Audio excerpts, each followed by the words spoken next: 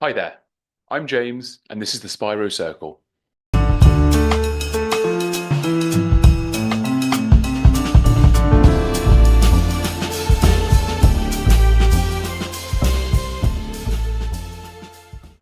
I've been thinking a lot about parenthood recently. Those who know me personally know that I have my first child on the way, and this summer I'll be the father of a brand new little baby boy. I couldn't be more excited or nervous about it. Today's world isn't easy for young boys. They've been told that any masculinity they have is toxic and that they should always be acting or not acting in a certain way. On top of that, young boys in the West are often victims of what's called deaths by despair, which are deaths by suicide, drug overdose, or disease brought on by alcohol addiction. Women are also outpacing men, both in terms of the levels of degree they get and the starting salaries they get once they finish those degrees. So, men, in the traditional sense, are seeing their roles in society become more and more obsolete. This has all been on my mind quite a lot recently. It's very clear that men and young boys need some form of leadership, whether it's through mentoring or inspiring teachers or present parents. But not all children or boys can get those. And if they can't get them from their everyday lives, where can they get them from? This week, I spoke to JP Dumas, who grew up in a working class family in LA. He told me that he dodged what he calls twin evils of the crack epidemic and gang violence in the city. Today, he's an executive in corporate America, teaching leadership and mentorship classes for underprivileged children. I wanted to hear from him about his journey, his upbringing, what inspired him in his life, how he kept on the right path, and how he got to where he was today. I hope you enjoy it.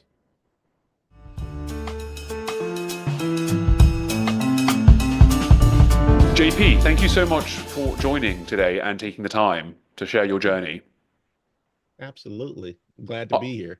no, thank you. I wanted to learn a bit more about your upbringing in LA and how it led you to where you are today. So you were avoiding in your childhood what you call twin crises of gang violence and drug addiction. Talk me through what it was like to grow up in that environment and what inspired you to take on the corporate journey that you took on. Yeah, I think what's interesting is that, we've gotten the popular media, LA is this kind of wild, wild west war zone. And for us, it was just simply working class neighborhood of people just trying to, do what they needed to do to provide for their families.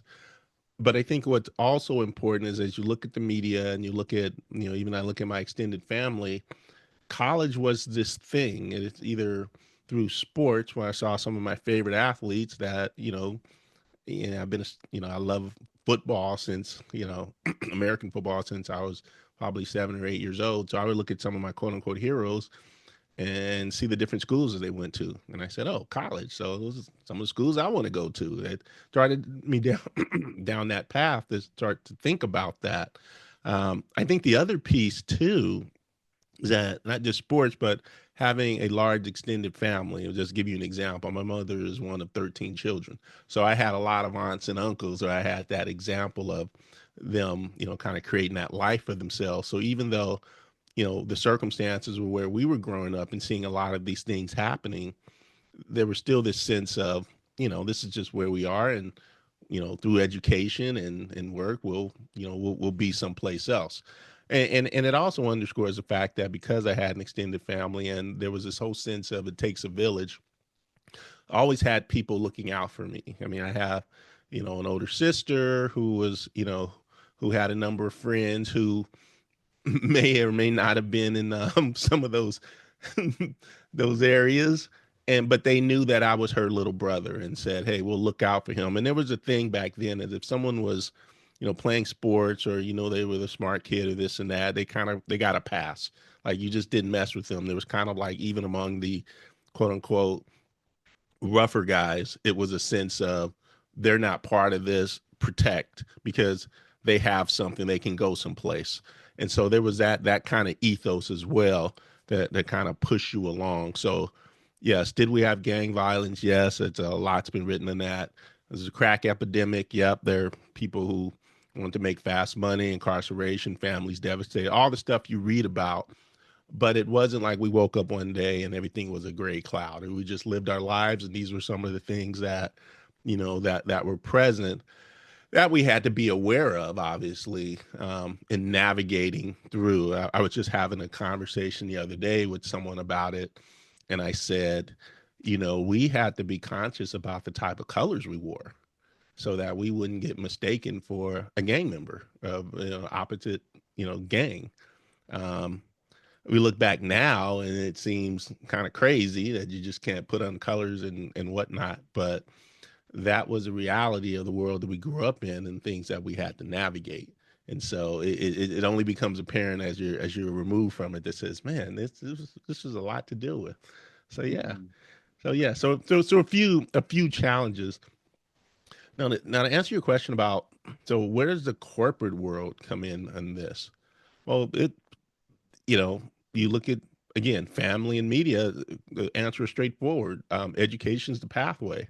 It is the thing that people can't take from you. It's the thing that will broaden your horizons around the world. I mean, my mother told me a story about what my grandmother told her when she was younger, that, reading can take you to these worlds that you never thought of. And so it expands your imagination. So I can even remember being 4 or 5 years old and my mother taking me to the library, and all of a sudden the world is opening up to me. I can remember being 7 years old and one of my friends going to the library and said, "Hey, they have these magazines there that are about sports." And I remember it's my first Sports Illustrated. So you think back to now and saying, kids riding their bikes to go to the library, like what? They do other things, but it was part of that educational journey. So I always had this understanding that college was a pathway, education was a pathway to elevating yourself and elevating your life. And so despite all the things that were happening around you, if you can stay focused on those elements, then you can carve out an opportunity for yourself. So long answer, short question. It's wonderful. Thank you. How do you stay focused on those goals of seeking out an education and not succumbing Well, to the challenges around you? How does one growing up in that well, environment I stay well, away? I'm never gonna say it's easy because, you know, one, having a stable family life is important. Having the support of people is important, and having those role models. It sounds like all the cliches, but as Well, I they're was speaking with cliches for a reason, you know. That's why they're they're cliches. cliches, but but the reality is, if you have a parent who's struggling with addiction or struggling with stable employment, you may find yourself making decisions in the short term to alleviate some of the things that are happening in your life. Thankfully, I was not faced with that, and so it allowed me to have kind of this safe space to focus on school. That's what kids do. You go to school, that's your job. So I think that part was important. I also think it's important to think about, when I talk about role models. I was about 9 years old, I think I was, when my mother decided to complete her bachelor's degree. She had started it a few years before, didn't finish, and so when I was 9, she said, "I'm going to go back to school." And I'm thinking, okay, that means something. It's school. Like, I go to school. What is this? Like the 13th grade? I don't know. Um, so I can remember her, working all day and then coming home at 10 o'clock at night and saying, "Man, this is, now we've got to kind of figure out a different world of what's going on here." So I remember one day she says, "Do you want to go to school with me?" And again, remember, I'm the library kid, and the sports kid. And I'm like, "Okay, well, school, college campus, sure, why not? This night school thing. Let me see what this is all about." And I remember her picking me up and going to the university, and it was just the library was just massive. I mean, when you're a kid, maybe the library looks like it's 100 stories tall, but maybe it was like a 3 or 4 story building.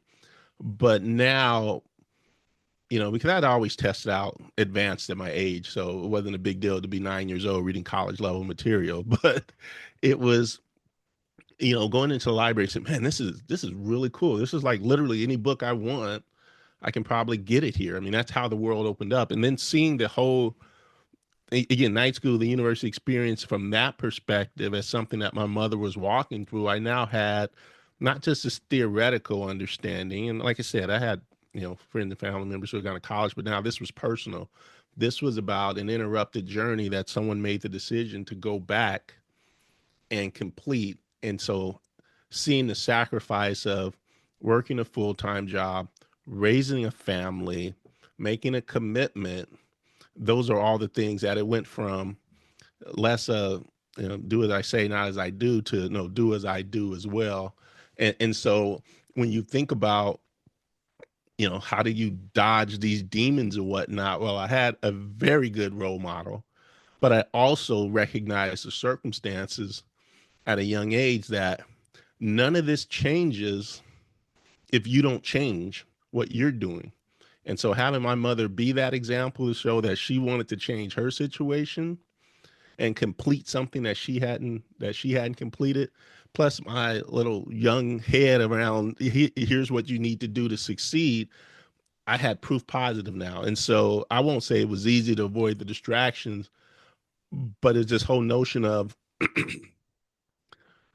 the only thing that gets me to where I want to go is to do these things, and that's going to be a longer road. And so when you have these teachers and educators who speak to you in terms of this is why it's important for you to learn how to speak. This is why it's important for you to learn how to write. This is why it's important for you to conduct yourself a certain way. This is why it's important for you to present yourself a certain way. Because when you get to college, when you get into the world, and socializing those messages at a young age, you really start to get children thinking about that world. So again, going back to my point earlier, it isn't a matter of if, it is this is an expectation that we are grooming you for in a life you will step into. So and I would also add one other piece in whether this makes a difference or not, but I'm also a product of a private school education. Uh, so it's the type of investments that parents are making where you're not going to the school down the street, um, which is a whole nother story about why the school down the street doesn't meet your needs as a taxpayer, but putting your children in those sort of schools and educational systems where there's a higher expectation and that you are paying to ensure that they have a level of success. It's all of those things that kind of led me down this path. Wow. No, that's amazing. Thank you. And I want to build on what you were saying about finding those role models in your life because there's an expression in Judaism called dogma ishit, and it's Mhm. basically leading by example. You Yeah. do the thing that you lead through your actions, and for Yeah. children to have those kinds of role models, um, we all know how incredibly important it is, and we Yeah. see the effects when young children and especially young boys don't have those role Mhm. models, whether it's through Yeah. parents or teachers or Yeah. siblings or colleagues. Um, you work with juveniles now, is that correct? You Yeah, help with no, no, early in my career, I did juvenile diversion. So right. my background is in counseling psychology. And so as I was pursuing my master's degree, you have these requirements of so many hours you have to put in and type of work that you do. And so in in college, in college, as I'm wrapping up to this, I did a couple of things. I'll kind of lay it out this way. So one, I was a camp counselor for what we would call, it wasn't necessarily at-risk youth, but it was like a mixed population. And here's what I mean by it. It was the camp was run by Jewish Big Brothers of Los Angeles, Jewish Federation. And so you would have campers who were affiliated with Jewish Big Brothers, and then you would have campers who were affiliated with some of the outreach services. So what that meant was group home, wards of the state, other different types of circumstances. So this was designed to really give these campers a either a 1 week camping experience during the summer or a 2 week camping experience. And my cabin was 13 and 14-year-old boys because I recognized that it was a critical age. And because of the types of populations that we were dealing with children who had been dealing with extreme traumas, plus my background, these were the type of people that they were looking for, college students who have that aptitude. So I did that for a couple of years. So that really gave me an opportunity to be on that front line and be that big brother, but also understanding different types of groups. So so when I graduated and began to pursue these hours, I found myself working in family reunification, where these were situations where a parent, usually women, had lost their children. And when I say lost, meaning their children were taken out of the home due to substance abuse or Oh, something like that. And so they would have to take a series of courses or classes to get the children back. One, they would have to be drug free. So there was some drug education going on, conflict resolution.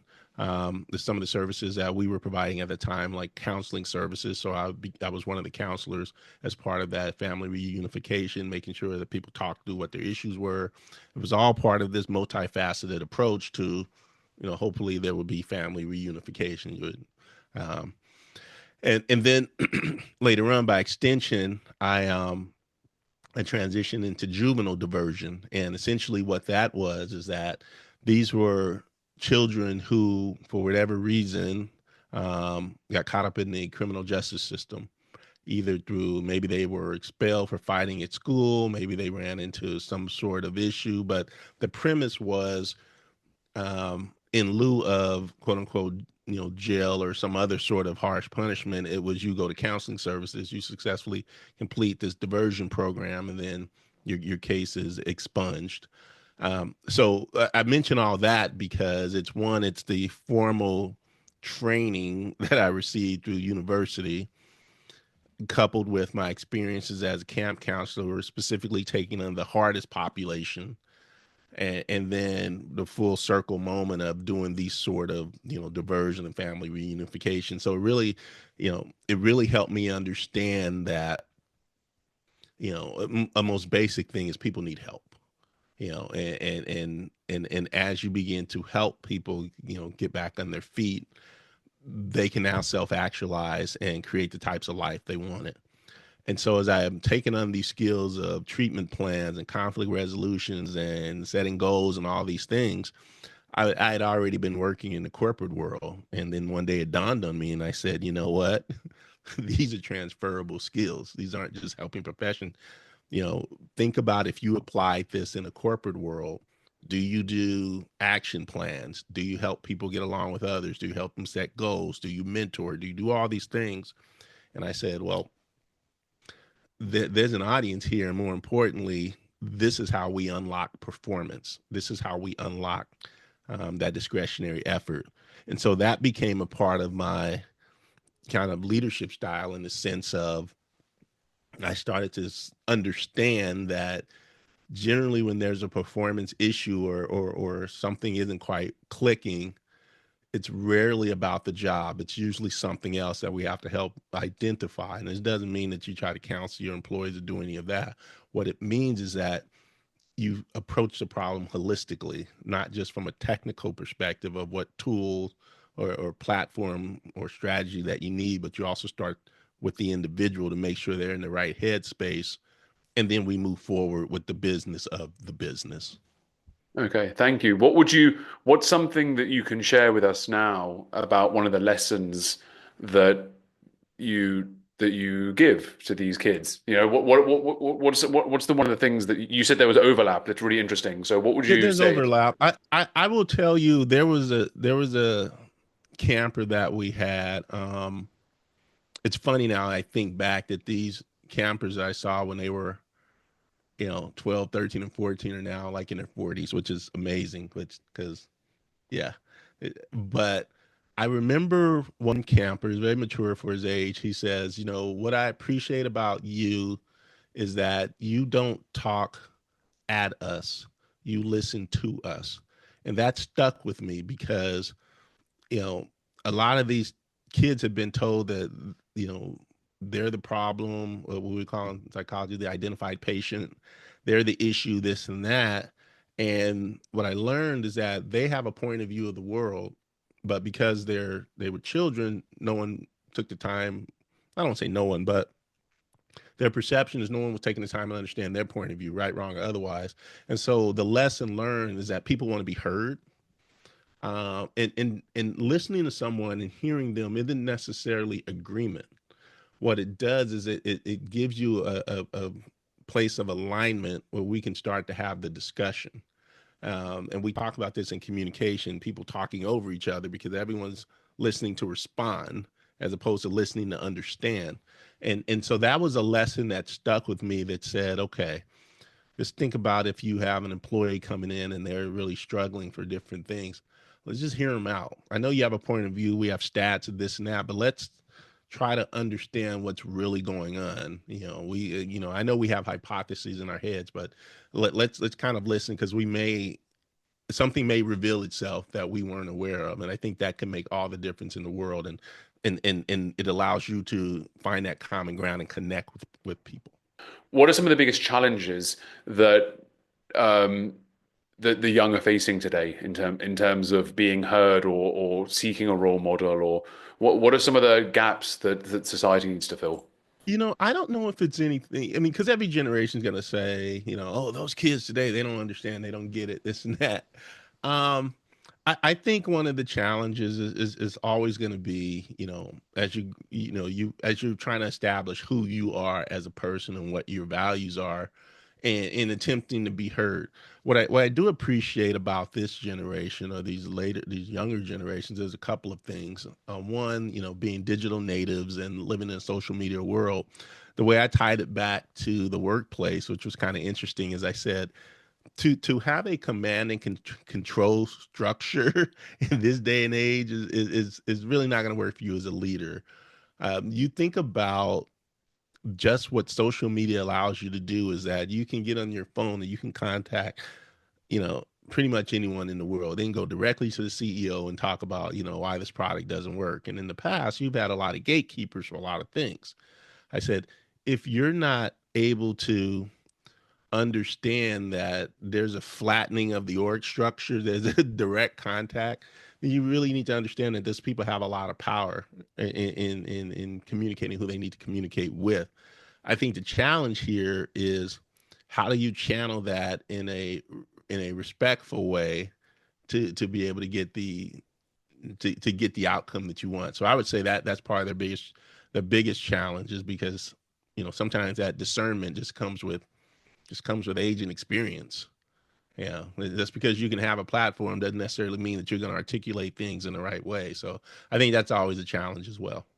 The reason why I ask is because I have a baby on the way myself, and Yes. I'm about to have a little boy in a few months. Congratulations. Thank you very much. We are super excited about it, but of course, there's a big sense of fear and dread when you realize that you have to actually not just change the nappies and Yeah. put them to sleep, but you actually have to raise these things. Right. And I think it's what first-time parents feel. And you hear a lot about the crisis among young men, whether Yeah. it's a sense of fulfillment or Yeah. placement in society. Yeah. It's quite scary. What are some of the ways that that they can be nurtured, men or women? And we are running out of time, I'm afraid. So we may have to Yeah, leave this to I'll make the. this quick. I did have this conversation yesterday. I said, part of the one of the issues is that men aren't comfortable being vulnerable with other men. The men are seen as opponents, as adversaries, because we're taught we have to be tough. We have to be this person all the time. And that poses a challenge because it's a level of authenticity that often gets lost and vulnerability in the sense of, listen, I don't have it all figured out, but I can help you, you can help me, and together we can get this thing done. If you're a first time dad, the first thing people are going to say is, guess what? You're not going to have all the answers and you aren't going to get it right. And that takes a tremendous burden off of you for people to understand that, but also saying, yeah, you will be up at 2 a.m. and 3 a.m. and 4 a.m., but that's part of the process because you now have an opportunity to nurture a new life. And now you can have that vulnerable sort of conversation as dads to say, yeah, I've been there. I've had to do that. What sort of things got you through it? Is one of the things in the context of this conversation, I said that's what came out of the pandemic is that we finally started to have honest conversations about mental health and how it shows up, not just in our personal lives, but how it also shows up in the workplace. In terms of, as I mentioned earlier, people being in the right headspace, people being in a place where they don't have to have all the answers. And even when you think about social media and these different posts,